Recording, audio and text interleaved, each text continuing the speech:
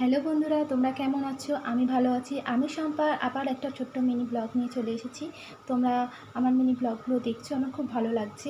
তোমরা আমার ফ্যামিলি যতই ছোটো হোক আর যাই হোক, তোমরা আমার ফ্যামিলি। তো দেখো, এই রথটা আমার ছেলের অনেক পুরনো রথ। আমার ছেলে যখন 1.5 বছর বয়স, তখন এই রথটা প্রথম চালায়।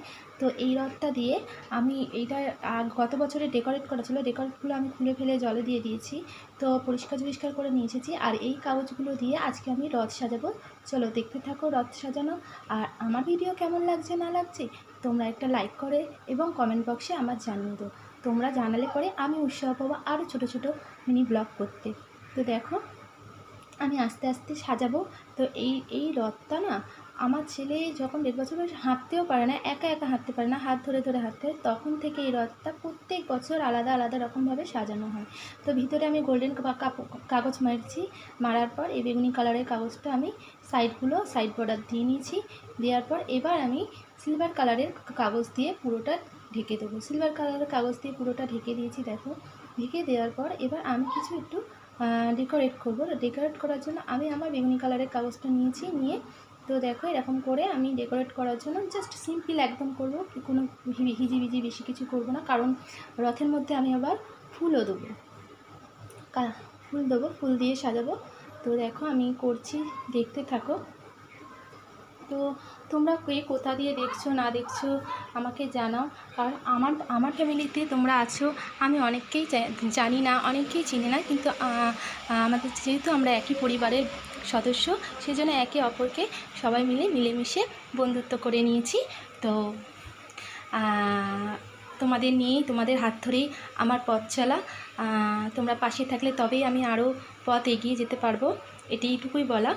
আর বলবো যে, আমি তো জানি না কার কোথায় বাড়ি বা কে কোথার থেকে দেখছো না দেখছো। এমনও আছো যারা আমার ফ্যামিলির বাইরেও রয়েছো, তো তারাও আমার ভিডিও ভিজিট করো। তো তাদেরকেও অসংখ্য ধন্যবাদ। এবং এই মুহূর্তে যারা আমার ভিডিও দেখছো তাদেরকে অসংখ্য ধন্যবাদ আমার ভিডিও দেখার জন্য। তো দেখো, আমি আস্তে আস্তে দেখো পেপারটাকে লম্বা করে একই সাইজে নিতে হবে, কিন্তু নাহলে সবকটা ছোটো বড়ো হয়ে যাবে। আলাদা আলাদা নিলে, যেহেতু একটা পেপার অনেক বড় না, তো প্রত্যেকটা পাটে আমাকে ভাগ করে করতে হবে। সেই জন্য মাপটা একই রকম নিতে হবে। লম্বা করে কেটে নিয়ে এবার আমি মাপটা এরকম ভাঁজ করে নিয়েছি, প্রত্যেকটা ছোটো করে ভাঁজ করে নিয়ে এবার দেখো আমি এবার দেখো আমি কেটে নেব। এই দুটো পেপার একসাথে করে কাটবো। যেহেতু আমার নিচের তলাটা আগে আমি করব, রথের নিচটা আগে করব ডেকোরেট, সেই জন্য দুটো কাগজ নিয়েছি। কারণ অনেকটা বড়, পুরোটা রাউন্ড, একটা সরু লেয়ারে আসবে না বলে দুটো সরু লেয়ার নিয়ে দুটো একসাথে কাটছি, যাতে একই মাপে দুটোই হয়। দেখো আমি কাটতে থাকছি। তোমরা রথে কে কী করছো না করছো বলো। আমাদের আমি বেলঘরিয়ায় থাকি। তো বেলঘরিয়া আমাদের বিশাল বড় রথ বেরোয়।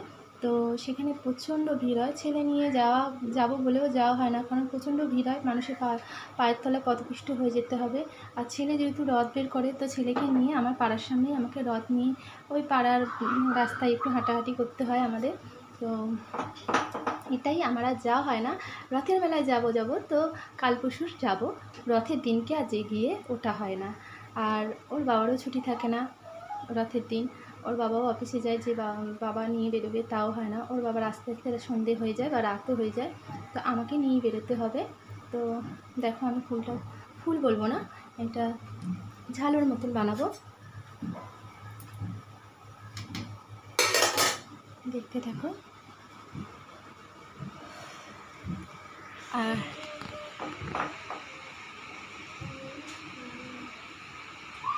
দেখো, অনেকটা সময় লাগছে। তো আমার ভিডিওটা একটু লেন্দি হয়ে গেছে, কারণ পুরোটা দেখাচ্ছি, তাহলে তোমরা বুঝতে পারবে যে কি হয়। দেখো, এটা পুরোটা করার পর দেখো, খোলার পর দেখো জিনিসটা এই টাইপের হয়েছে।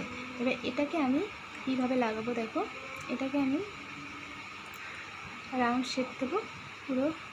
এই যে সামনে থেকে এরমভাবে পুরোটা, মানে একতলা, দোতলা, তিনতলা পুরোটাই আমি এইভাবে রাউন্ড শেপ দিয়ে লাগাবো। তো এবার আঠা লাগিয়ে নিই। চলো, আঠা লাগিয়ে রথের মধ্যে আমরা লাগাতে থাকি আস্তে আস্তে। দেখো আমার লাগানো হয়ে গেছে।